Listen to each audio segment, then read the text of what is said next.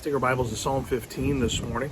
It's good to have Friday in front of us so that we know that the weekend is coming. For those of you who work through the weekend, my prayers are with you. I hope that you find a way to chisel out some time to worship your Heavenly Father, and that you can join with your church family to do that.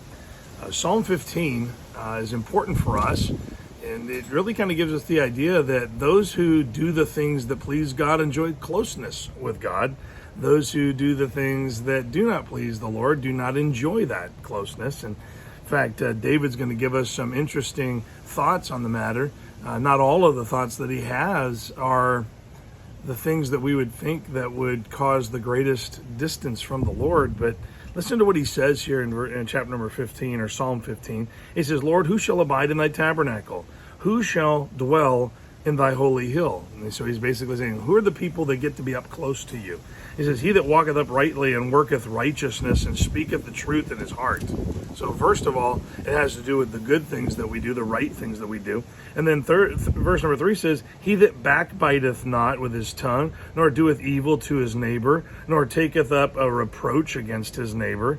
Listen to that. That's like the person that doesn't have a bitter spirit about people and isn't looking for problems with people, isn't saying things about people. Verse number 4, he says, in whose eyes a vile person is condemned, but he honoreth them that fear the Lord. He that sweareth to his own heart and changeth not.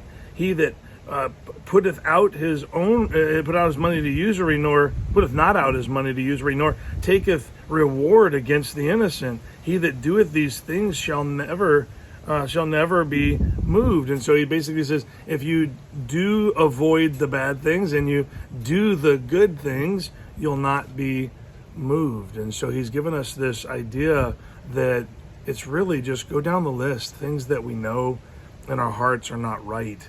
Sometimes we're kind of cruel and harsh to people, and we hold grudges against them, and we turn on them in our own issues. We cause them to be the ones that are at fault. And he just says, don't do that.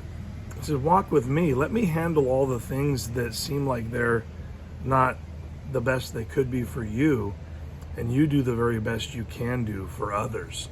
And so we have this sweet mixture of godliness and avoiding the ways that our flesh wants to respond to life and issues. And so I want to encourage you that today. Maybe you've got an issue going on.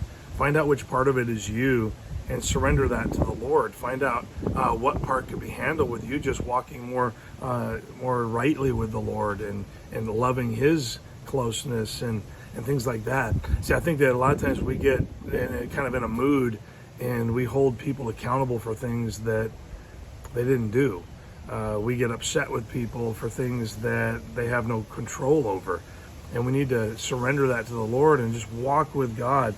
He that walketh uprightly and worketh righteousness and speaketh the truth in his heart is going to have closeness to the Lord. The one that avoids the division and slander and hurt feelings and all that stuff, the one that allows the Lord to be in charge of all of that, they get to walk close to the Lord. And so if you want to walk close to the Lord this weekend, watch yourself, make sure that you're doing the right things and you're right with God, but also make sure you're avoiding the things that our flesh might cause us to easily do. Have a great day.